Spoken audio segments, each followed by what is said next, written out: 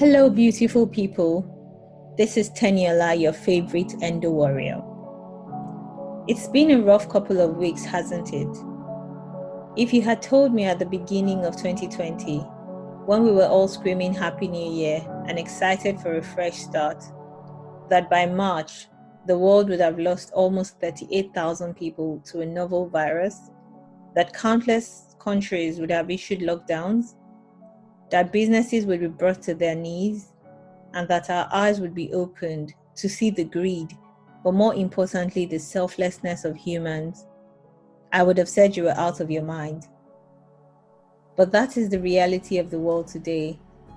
The world is grappling with the pandemic brought about by COVID-19, the virus that attacks the upper respiratory system and for the most severe cases renders the lungs incapable of performing its function of sending oxygen throughout the body. It's hard enough that many of us have been going through pain and ill health for so many years. Now we are told that most of our appointments have been cancelled. We fear for our families. We fear that our ill health could make us more susceptible to the virus. And all of these fears, stress, and worries result in endometriosis pain flares to make matters even worse.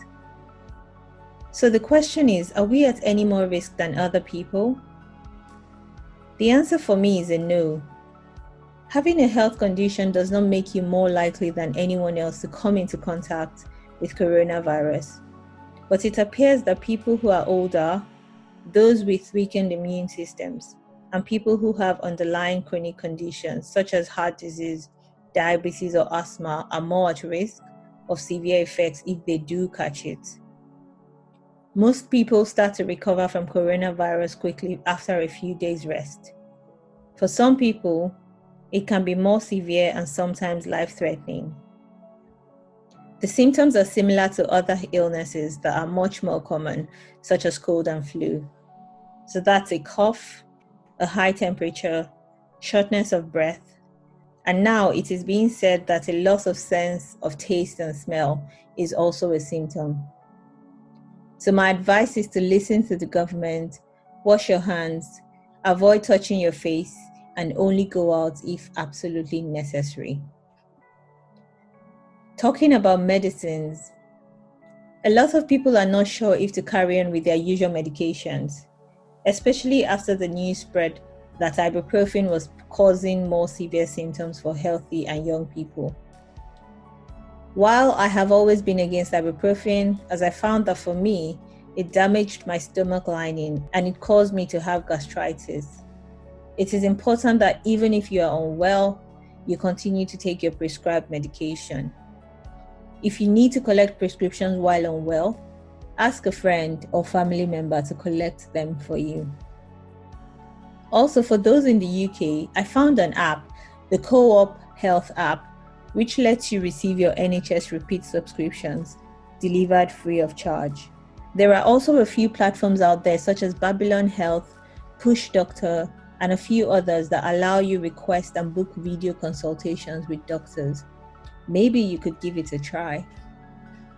I also came across the COVID symptom tracker, found on the website www.covid.joinzoe.com, where you can self-report symptoms to help slow the outbreak and identify those at risk sooner.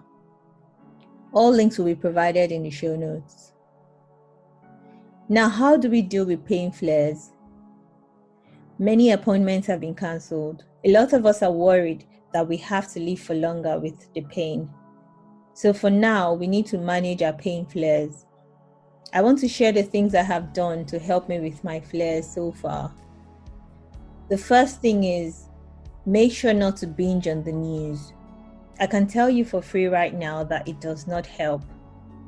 Seeing the numbers of infections and deaths can raise your stress levels and contribute to flares. So try not to allow yourself get overwhelmed with the news. It's okay to stay in the know, but don't let it consume you. The second thing I'm focusing on is my nutrition. Because many of us are home, we might feel like binging on unhealthy foods and snacks. Try to stay on course with eating good nutritious meals. Eat lots of fiber with every meal. Don't be tempted to eat lots of processed foods because we all know that they raise inflammation levels and we don't want to overburden our already inflamed bodies.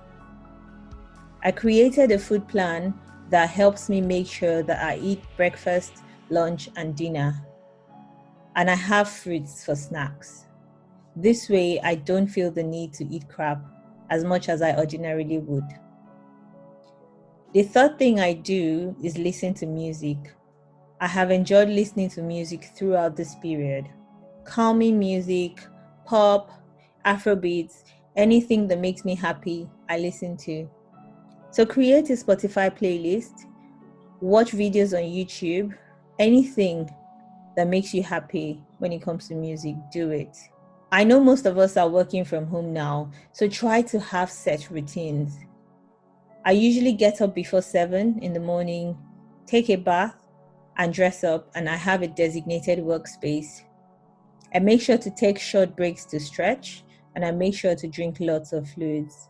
Having a set routine makes sure that we don't get tired too quickly of working from home, and it reduces restlessness, in my opinion. The fifth thing I'm doing is taking lots of supplements and vitamins. Many of us in this community do that already. So I make sure to take my vitamins every day, and I also drink my ginger and turmeric tea every day to reduce my inflammation levels. And the final thing I'd like to talk about is exercise. Being at home every day means that we're not doing a lot of moving, and our bodies need movement. It helps us with blood circulation, and I encourage you to do gentle exercises like yoga every day. If you can handle it, try to do some home cardio as well.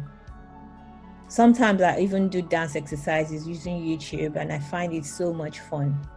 So get your body moving as much as you can.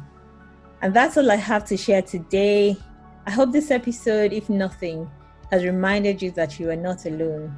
Stay home, stay positive, and remember that this too shall pass. Until next time, my name is Teniela, and remember, you are not defined by Endo.